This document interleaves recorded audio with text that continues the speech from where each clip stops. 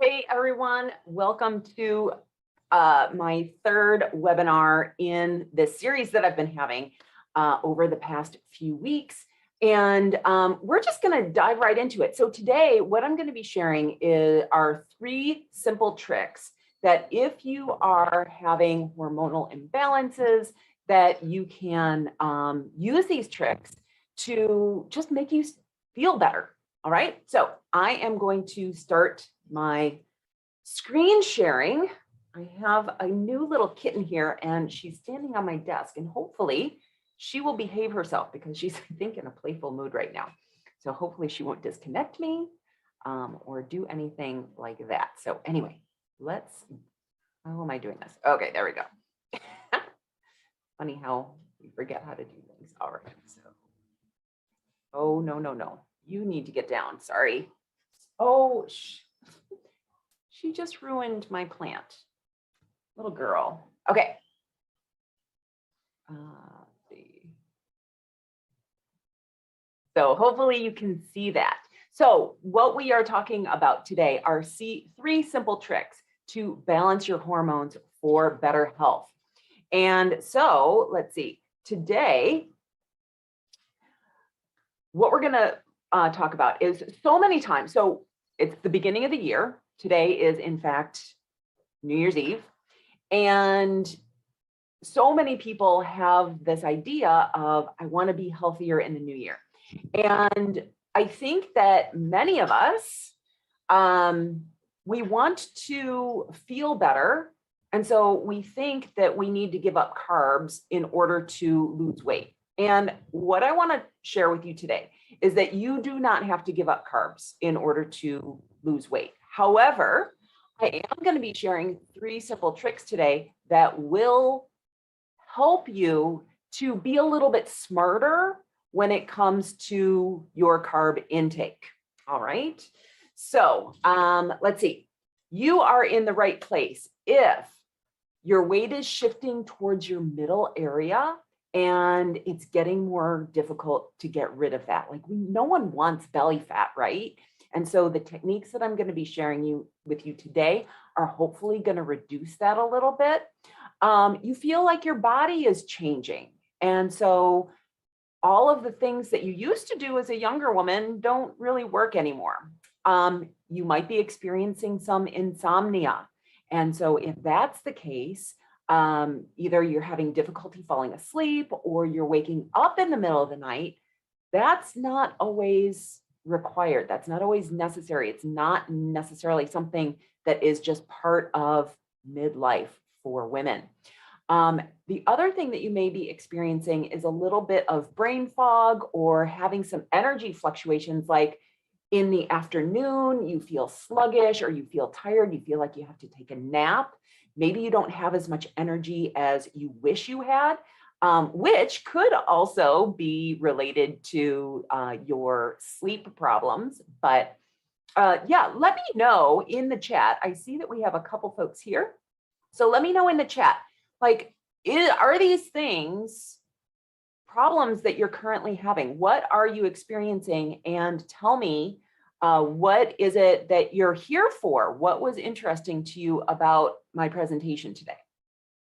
Okay, and you can go ahead and just type that into the chat, and I am going to move on.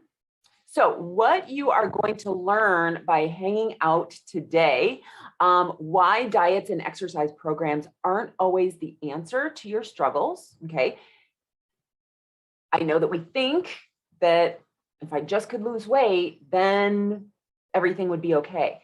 And what I'm going to share with you is that oftentimes we do things like the chicken and the egg. So what I want to explain to you, or hopefully share with you today, is that sometimes when we focus on feeling better instead of the losing weight, then we actually get the result of losing the weight. So sometimes we just need to shift how it is that we're thinking about these things. You're also going to learn how to make losing or maintaining your weight effortless so that you don't need to plan, log, or feel nervous about walking into a party ever again. So some of you may be going to parties tonight and you may be nervous about what can I eat? Is there going to be food there? Is there going to be alcohol that I can drink? Is this going to ruin my weight loss efforts?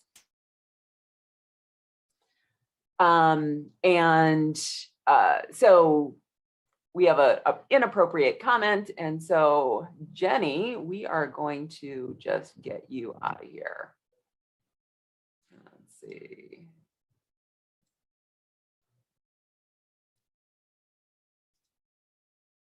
Okay. So how to be successful when life gets in the way so that you don't have to keep stopping and starting. Okay.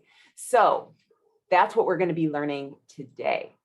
Now, this training is not for you if you're someone who has an I already know that mindset. Okay. So, and this is actually really important. I'm not going to be sharing really anything that is super new. However, one of the questions that we get to ask ourselves is, am I applying what it is that I already knew? No. All right. So asking, how can I apply this? Sometimes we have so many experiences where we haven't been successful that our brain starts thinking, you know what? This is never going to work. And so if we buy into that story, of course, it's going to be a self-fulfilling prophecy. So be aware that we need to be open to the possibility that things are changeable, right? And then being unwilling to invest time, money, or attention into feeling better. All right. So that's if this training is not for you, if that's you. And April, I see that you're here. I am so glad that you're here. All right. So I have some resources for you if you stay until the end. So feel free to do that. I would love for you to stay. And one request, so please be present, eliminate distractions. Feel free to ask questions. So I have the chat open right now. If you have questions, I will answer them. Oh, okay, good. I'm sorry, I just got distracted by the chat with the person that I just kicked out. But anyway, you're right. Keep an open mind. All right. So I am Elizabeth Sherman. I have worked with dozens of women. I specialize in working with women between the ages of 45 and 60. And what I do is I help them through what I'm going to be teaching you today in balancing your hormones so that you can feel good and then ultimately lose weight. And so some of the things that we focus on when we're looking at feeling good are cravings, sleep issues, so night sweats, as well as insomnia, having brain fog, or weight shifting. So where you never had it in the midsection before, maybe you're experiencing that now. I do have certifications in personal training, nutrition, health coaching, as well as life coaching. And for the past number of years, I have been experimenting on myself, and I just turned 53. So that's just some information about me. So again, I am a life and weight loss coach. I specialize in helping women in midlife feel better in these different areas. And so when I started this whole process myself, there was an internet, but things weren't as advanced as they are today. And I really felt like I had to navigate all of this stuff myself. And so that's why I do what I do and help women who are in this age range, because there really isn't enough information out there for us. Most of the information that we have about weight loss and weight maintenance has been done on college-aged men. So therefore, what happens is, we are very different. Our bodies work very different. And so the hard way is, and I've done all of this, working out harder, eating less, thinking that the larger the gap, the better. Okay. Staring at the ceiling at 3 a.m., racking your brain, trying to figure out what's next. Okay. So like really worrying about this. And, what's interesting about that is that the more we worry about something, like worrying about your weight is adding stress to your life. And if there's one thing that stops weight loss in its tracks, it's worrying, it's stress, which is just so interesting. But anyway, so crowdsourcing diet and exercise advice. So asking, hey, what did you do to lose weight? And the reason why that's really important, we don't want to ask other people, is because our bodies are completely different. And so it makes sense. Like all of us think in the beginning of our journey, we're like, someone else has the answers, right? Someone else needs to tell me what to do. And, there's some truth to that. I have some techniques for you that you can try, but ultimately, we all get to figure out how my body works best and what's best for me and my lifestyle. Okay.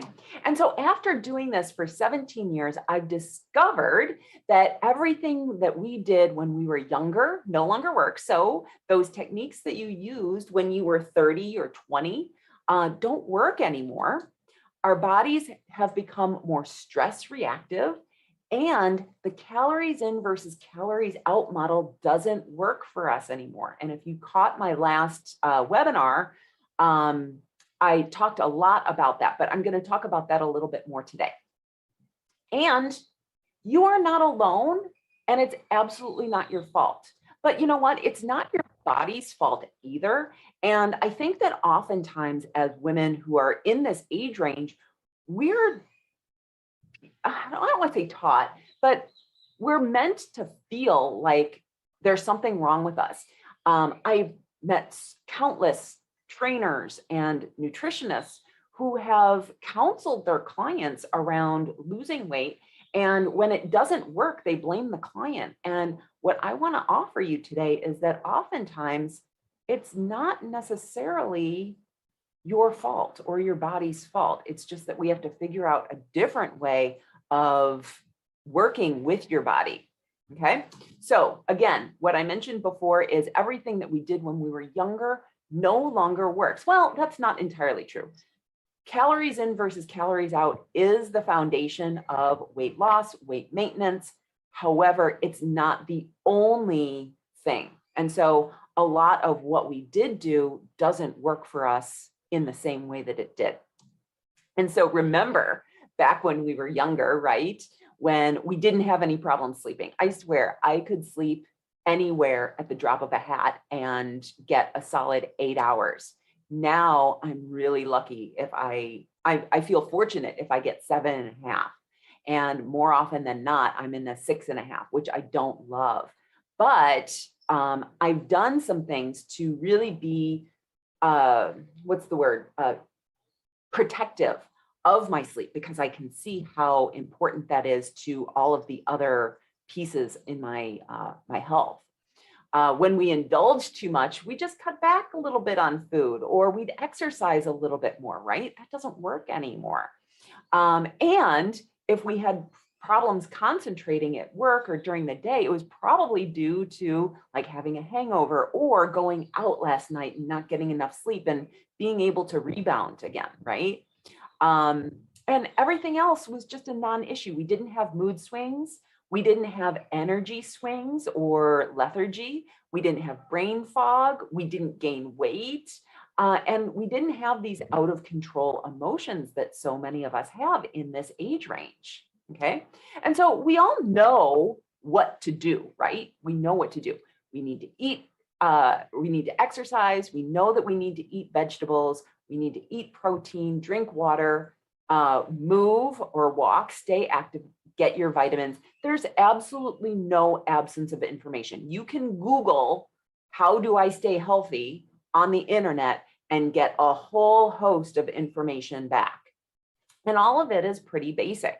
But that doesn't necessarily mean that it's right for you. And so what we get to do is we get to figure out what techniques work for you and your body and which ones don't. Okay. And oftentimes when we start a diet, we start the diet, it doesn't work for us. we see it as a moral failing, right?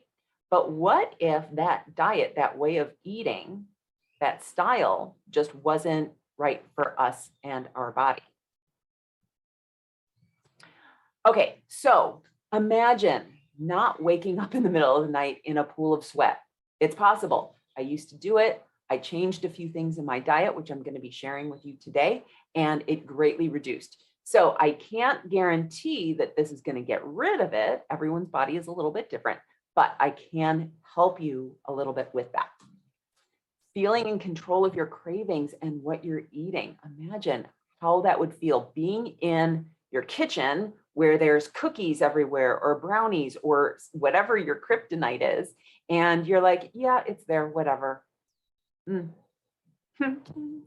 Feeling calm and centered, okay, and having the energy to focus and not feeling like out of sorts, like something's wrong, but I'm not exactly sure what it is. And imagine like putting on your jeans and actually feeling good. How would that feel for you to be able to do that? So somewhere along the way, we used to be able to do those things, but our bodies changed. So as we were shifting out of menopause, or I'm sorry, out of childbearing years and into menopause, our hormones started changing. And what's terrible is that the older generation doesn't really talk about this because it's all very shameful, right? We're not supposed to talk about women's bodies. We're not supposed to talk about women's bodies changing. Why not? We are half of the population, and half of the population is going to go through this shift. It's something that we just need to talk about more. And so I'm starting that. All right. So it's all connected. So we have 4 different, what I call lifestyle habits: our eating, our movement, our sleep, and our stress. Okay. And all of those 4 things are completely interconnected. We're going to go through how they're connected in just a few slides. But be aware that they are all connected. And then how we think about those things is going to greatly impact them as well. Okay. And our body. So there are 6 biomarkers that give us insight into what's going on. And I have a podcast. My podcast is called Done with Dieting. And in episode number 36, I talk about each of these biomarkers. So if you want information about that, go to elizabethsherman.com/podcast/36, the number 36, because that's the number of the podcast. And that will, you can listen to that. All right. So the 6 biomarkers that we have are appetite, okay, our cravings. So appetite being how hungry we are. If you feel like your appetite is high, we want that to actually be manageable or low. We don't want you to have lots of cravings. We want you to have sustained energy all day long. We want you to have solid sleep, productive mood, okay, so stable mood as well. And then focus, all right? And so when those biomarkers are in line, okay, when we have a low appetite, few cravings, sustained energy, sleep, and mood, and good focus and productivity time, then we know that we're eating and exercising and sleeping and managing our stress, those 4 things that I talked about in the previous slide. We know that though we are doing those lifestyle habits right, okay? Okay, and so this is exactly what I just said. So our appetite is under control, our cravings are low, our energy is even all day long, we have good sleep, good mood, and clear thinking. All right. So how our habits influence how we feel. I'm going to spend just a little bit of time on this slide here. And so when we sleep well, or I should say, when we don't have adequate sleep, let me start there, we will have cravings, and there's a physiological reason for that. When we don't sleep well, our cells in our body don't regenerate properly. And so what happens is the cells in our body don't produce energy correctly. And so what often happens is after a night of poor sleep, we will have, sorry, just had a brain fog there. After a night of poor sleep, we will have cravings in the afternoon because our cells are like, hey, wait a minute, we need some energy. We're feeling sluggish. I know the best way to get energy is to eat something sugary or carby. And so that's when we have cravings. And of course, if we don't have good sleep, then we don't have good energy. And of course, if we don't have good sleep, then our mood is probably pretty sour because, of course. And so then we become a little bit more snappish, right, to the people around us. And we can, maybe not think clearly either. Eating. So let me know if you have questions about that one. Oh, you want the, yeah. Sorry, April, I'm just seeing your message right here. Okay, so.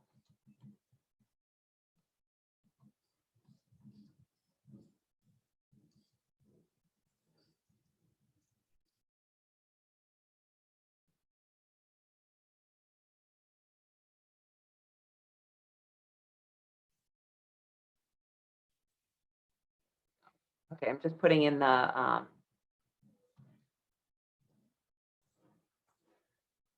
link to the podcast episode. All right, so eating, moving on to eating. So if we don't eat well, okay, or I shouldn't say eat well, but rather eating for our body, what will happen is we'll have cravings. And in a future podcast, I'm going to be talking about sugar and carbs.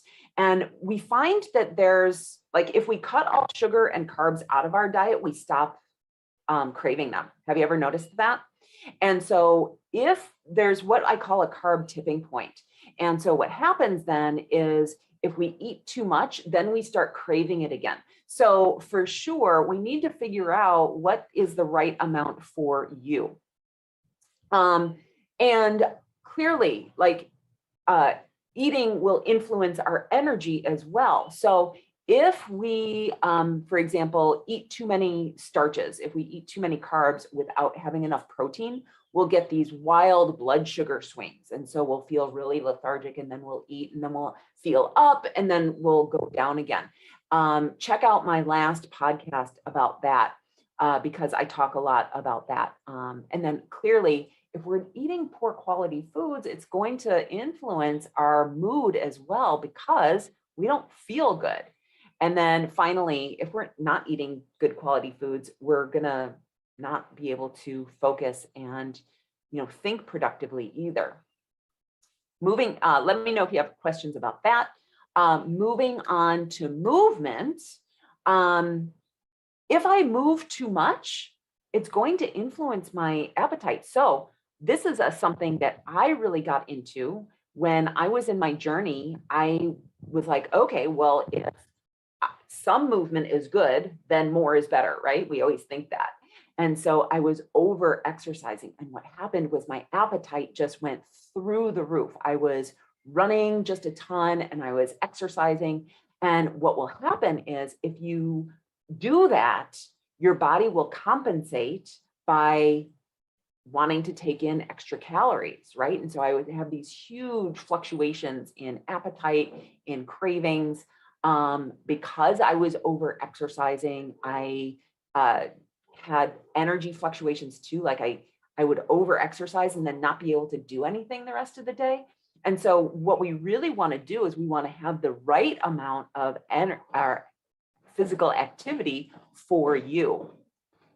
And then clearly, there's a real good relationship between movement and sleep as well, where we want to have some sleep, or I'm sorry, we want to have some physical activity. Otherwise, we'll end up like wired but tired. And at the end of the day, we're like, well, I'm exhausted, but I still feel like I have all of this pent up energy. So we want to have some physical activity in our day so that we can sleep well, but not so much so that sometimes we'll have insomnia as well.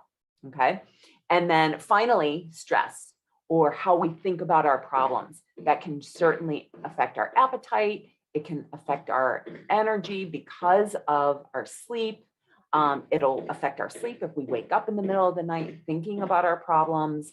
And of course, if we're stressed out, our mood is going to be bad. And so again, all of these things are completely interconnected. All right, so let's see here. Okay, so we think that once I get my body back, I'll feel better. Or we think I just need to cut out all the carbs, or I just need to move more, or I need to cut out more calories. True, right? We think this, that if some is good, then more is better. So in the calories in versus calories out arena, what we're talking about there is, well, if I eat less and move more, then I'm going to have more of a weight loss, right? And so we keep tipping that seesaw. But what happens is that only fixes some of the things. And sometimes it can cause a worse reaction. So like, for example, in my journey, I was very much in what I call the restrict, binge, regret cycle, which is when we restrict our calories and we only eat like 1,200 calories a day. And then something happens and we can't take it anymore. And we find ourselves like elbow deep in the ice cream or guacamole or whatever it is. And we wake up the next morning, we're like, oh my God, what happened? And we undid all of our, good work that we had done throughout the previous week. And so we don't want to do that anymore. We can't restrict so much because our body doesn't work that way. We know that calories in versus calories out works to a certain degree, but we also know that our hormones are a really important part to that as well. And so we can't use the same techniques that we used when we were 20 or 30. And as we get older, our body is more reactive to stress and sensitive to insulin as well. And then we also need to balance our hormones. Then we can lose weight and feel better. Okay. So once we balance our hormones, once we figure out the amount of starch and exercise and sleep and all of that stuff, once we have our lifestyle habits together, then what we want to do is we just want to shrink the pie a little bit. When I say pie, I'm talking about the calorie pie, so that we can lose just a little bit of weight and have it be sustainable. Because I know that all of us want to lose weight quickly, right? That's why you're here today. You're like, give me the secret so that I can lose weight. And we want to do it like yesterday. But it's going to be more long lasting, which I think is what you want more if you do it the right way. No one wants to be here in December 31st, 2022, right? We don't want to have these same New Year's resolutions. So let's spend a year or longer figuring it out so that we can be successful next year. Okay. So again, as I mentioned before, calories in versus calories out, that model is broken. Yes, it's important, but it's not the only thing that matters. There are other non-doing things, right? We all know that stress and sleep influence our weight, right? We know that. But what do we do about that? We don't know what to do. Like, there aren't any really good answers out there. Okay. And so it's how we think about our problems. It's how we think about our weight. Okay.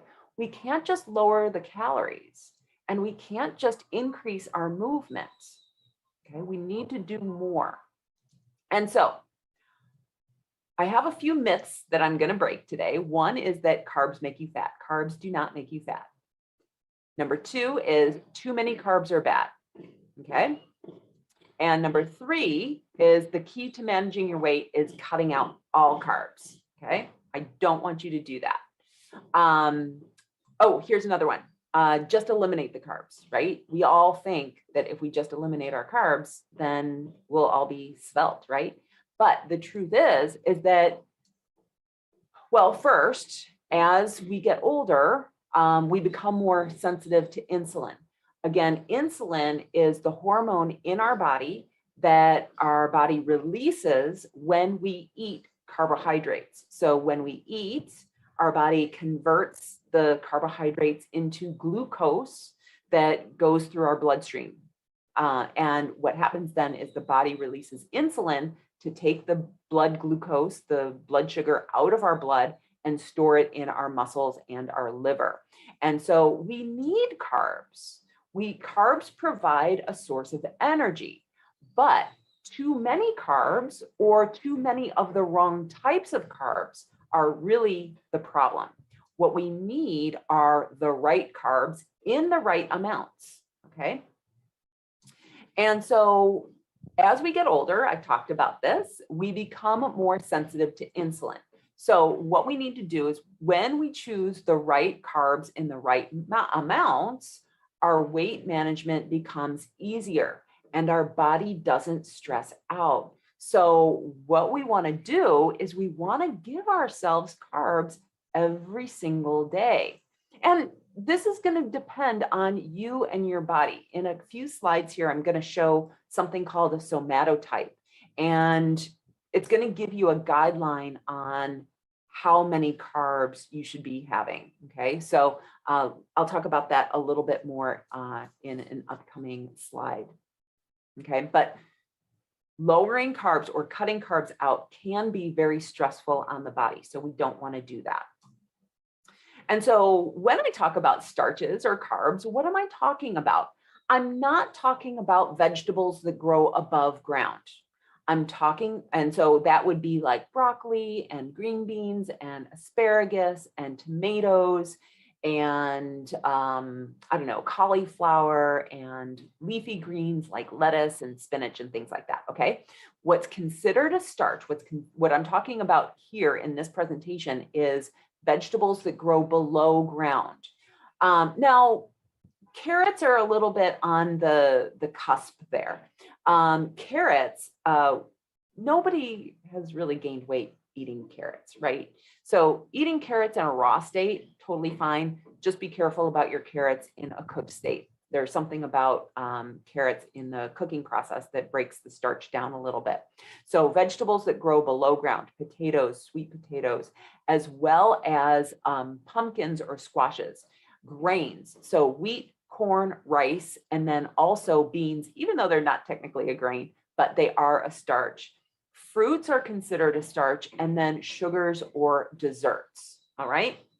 So I want to introduce you to my friend, or I'm not, sorry, she is my friend, but she's also a former client of mine. She worked with me and she just did great in managing with her carbs. So it was really kind of interesting. We really didn't change a lot about her diet. She just reduced her starches a little bit and changed where they went in her day. And she didn't give up alcohol at all.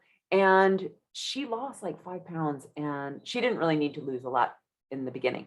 But she lost her weight and she's been able to keep it off. And she had great sleep as well. Amazing results. So here's my first trick, the ABCDF method of prioritizing carbs. So what we don't want to do is we don't want to cut all of your carbs out. And so we do want to be discerning. Learn what your body can and cannot tolerate and how much. And so the ABCDF method, what it does is it helps keep your blood sugar stable. And this is something that you can do even if you eat out. So what you're going to do is you are going to prioritize what is important to you. The A stands for alcohol. The B stands for bread.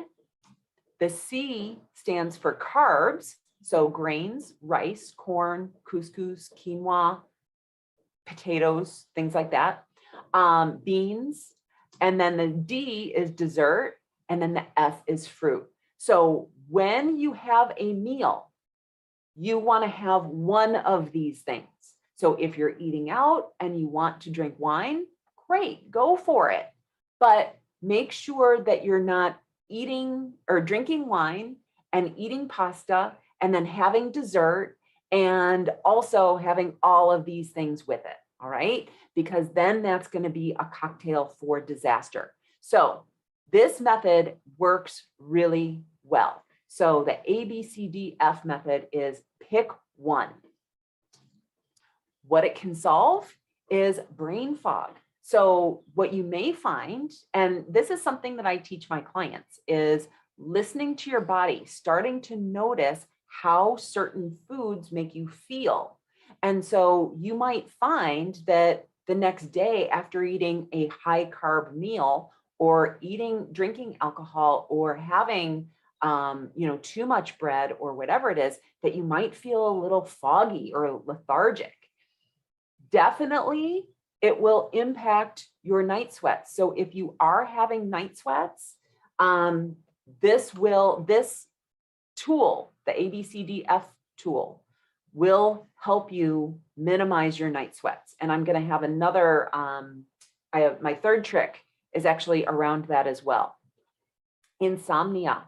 So waking up in the middle of the night, what can happen is the reason that we wake up in the middle of the night, even if we're not stressed out or having anxiety or anything like that, is sometimes when we have too much starch in our last meal of the day, our blood sugar drops in the middle of the night and our body wakes up because it's like, oh, we need to eat. We need to get that blood sugar up. So be aware that if you're waking up in the middle of the night for no reason at all, it could have something to do with the amount of starch you're eating in your last meal of the day. Weight gain around your midsection, for sure. All right, so this was the graphic that I was talking about earlier. It's called Somatotype, Somatotype. You don't have to know that. There's not going to be a quiz. Based on your body type, you will need varying degrees of starch. So there are 3 different body types. On one side, the ectomorph, they are long and lean. They don't have a lot of muscle. They don't have a lot of fat. On the other side, we have the endomorph. The endomorph tends to be your quintessential, like Olympic lifter, strong. You're really muscular, but with that muscle comes fat. And then everyone else is in the middle somewhere. They're mesomorph. Okay, now here's what we're doing. When we're figuring out how much starch you need in your diet, the ectomorph needs more starch. And as you go to the endomorph, they need less starch. And so what you're going to do is, to make up for those calories, you're decreasing your amount of starch and you're increasing your amount of fat. So that's why endomorphs do really well on keto type diets. Ectomorphs do really well on vegetarian type diets. So in doing either of those diets, if you pay attention to how you feel, then that will clue you into which side of the spectrum you're on.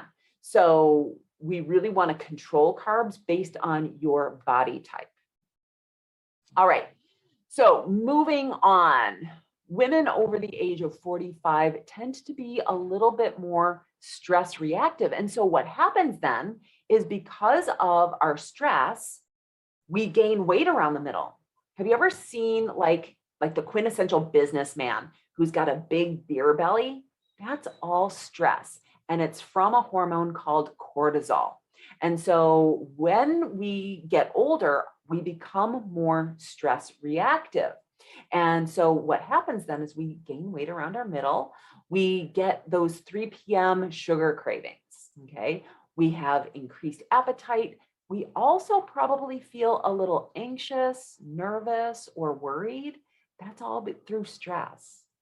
And we can't deal with anything anymore, right? It's really going to be super important that we manage that. All right, so where did that go? Okay, so exercise is a stress. So, but not exercising is also a stress.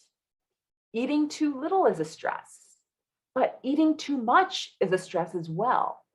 Not getting enough sleep is a stress, but stress disrupts our sleep. So you can see here how everything that we're talking about becomes more stressful for us.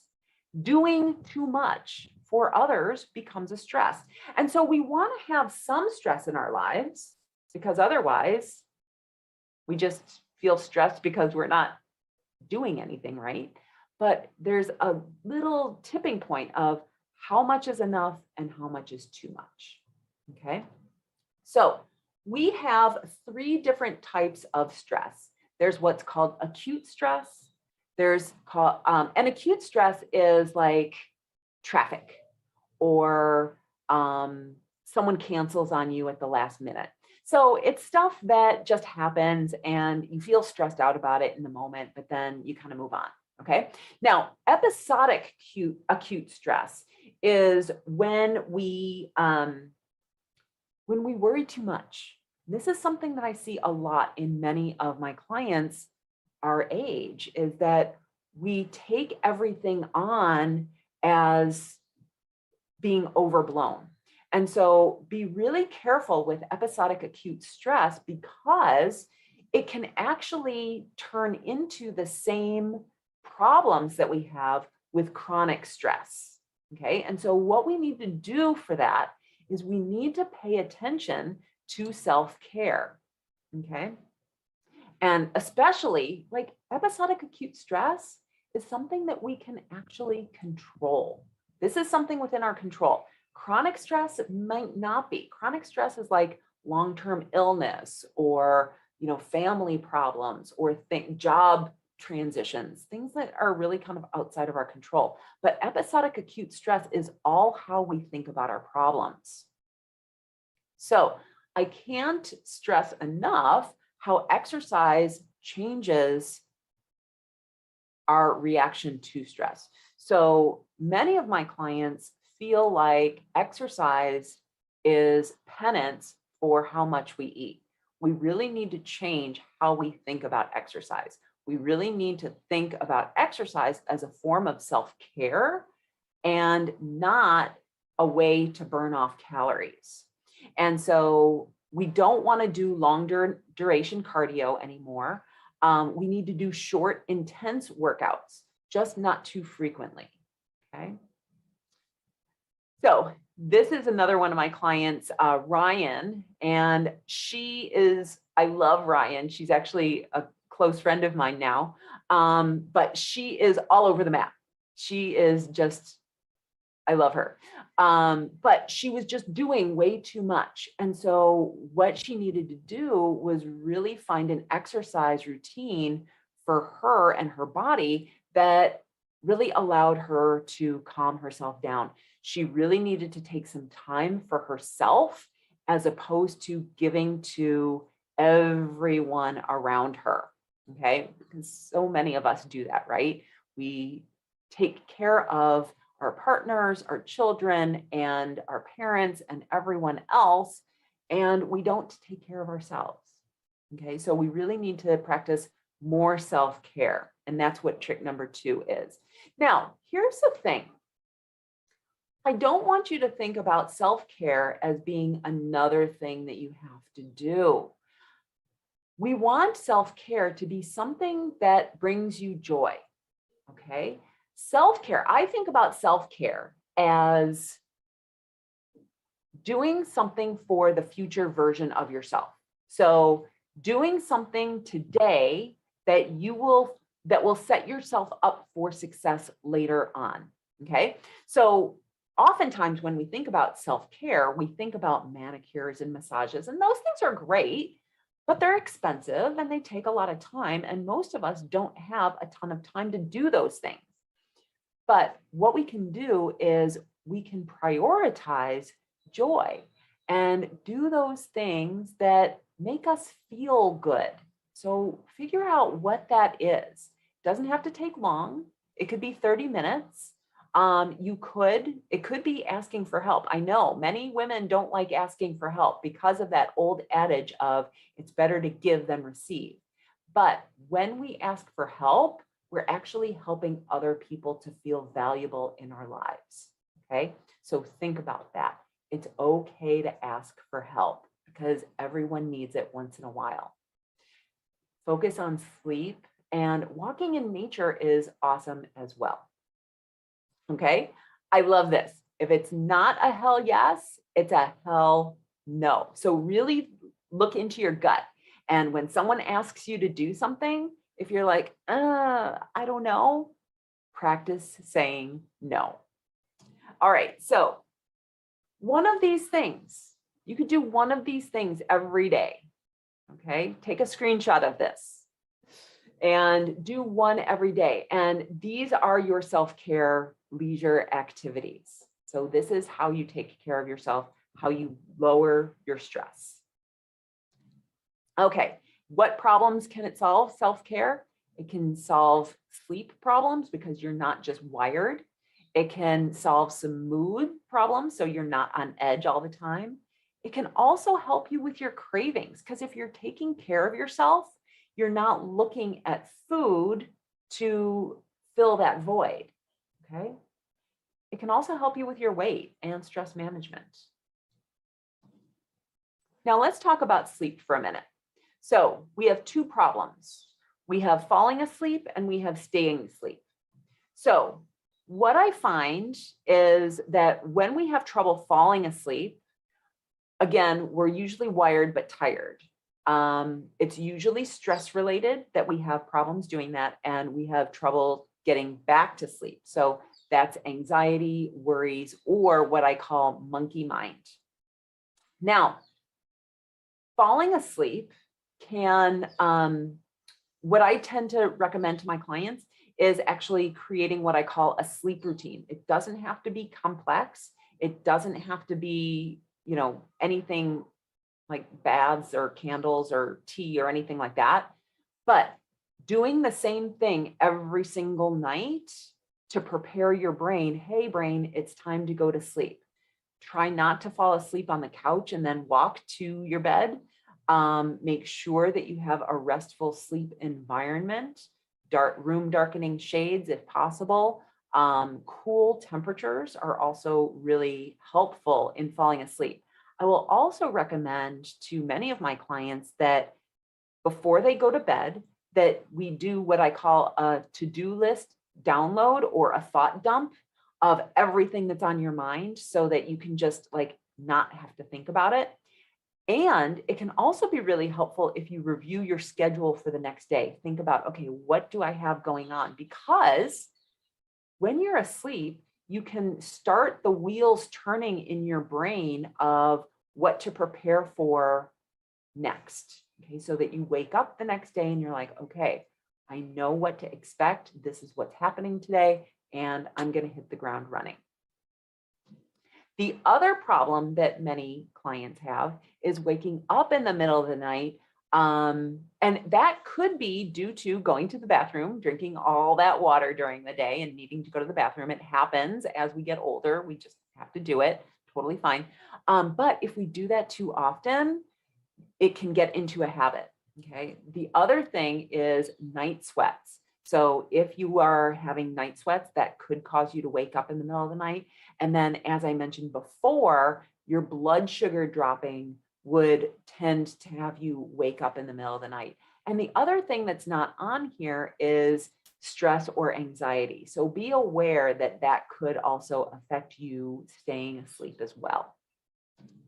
All right, this is another one of my clients, Jax. So her sleep was off, and she started paying attention to that bedtime ritual that I was talking about, and exercising and the foods that she was eating, and she was able to make better decisions and get her sleep under control. And again, this isn't going to solve all of your problems, but it can drastically help it. So trick number 3 is eliminate starch from your last meal. Now, this is highly individualized. So I talked about this in the ABCDF method, right? So we talked about eliminate or choosing one, but if you really want to get your sleep under control, try eliminating starch from your last meal altogether. See how it goes. See if it works. If it does, fantastic. If it doesn't, then you at least tried it, but see if it works. Try it for like a week or two and see if you do actually get better sleep. Now, for some of my clients, adding starch to the last meal can help them sleep better. So again, it's highly individualized. You need to figure out what works best for you. So eliminating starch from your last meal works for night sweats, insomnia, as well as weight loss. Okay. And I have two clients here. Michelle, I told her story in my last webinar, and she was in the break room eating pretzels. She hadn't made the connection that because of how she ate her previous meal, that made this happen to her. Okay. So connecting the dots between what you did before and how it's making you feel now. So really noticing how food makes you feel, not just in the moment, but how it makes you feel later on. And then Carol, she started making smoothies. And by making that one small change in her breakfast, she's no longer having energy crashes in the afternoon. Okay. So those are just some additional case studies. So again, I mentioned this before, but I just want to throw it out there again. You are not alone in going through these issues, and it's not your fault. No one has given us a manual that we've been given that allows us to decipher these signals, that when we have energy crashes, that we should look at our food, right? Or that when we wake up in the middle of the night, that might have something to do with exercise or sleep or our stress, right? No one tells us these things.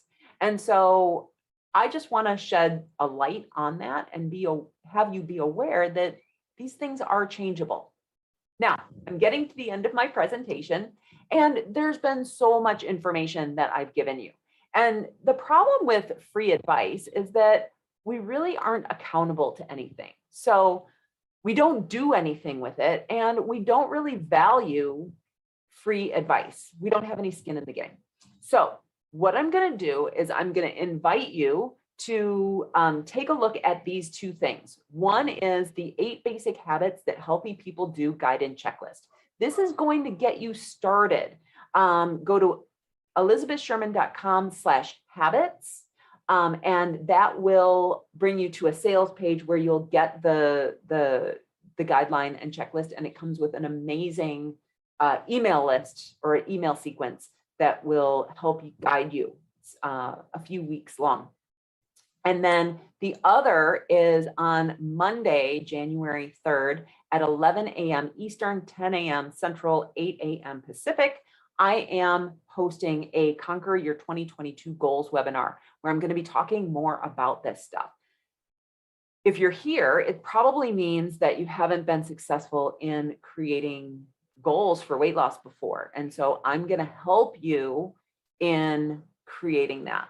All right. So that's all I have for you right now. Thank you for being here. Let me know what questions you have. Feel free to put those in the chat.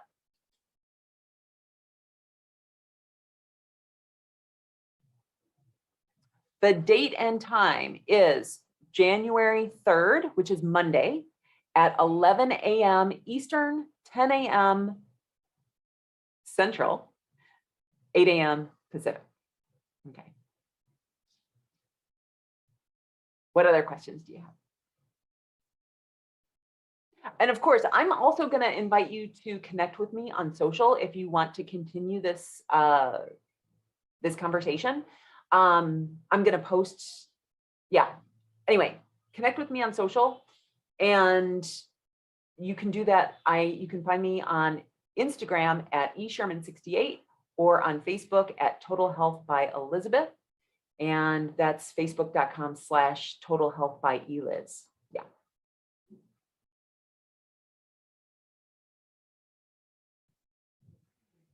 I don't know how long, it's so funny. I put these webinars together, and I don't know, I kind of guess that they'll be about an hour long, but I'll also be sharing the replay with you.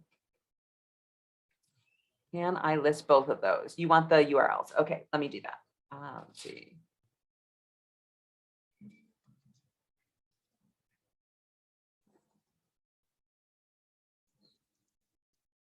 So that first URL that I just typed in is going to the 8 Basic Habits. And this one is going to the sales page for the goals webinar. All right. What other questions do you have?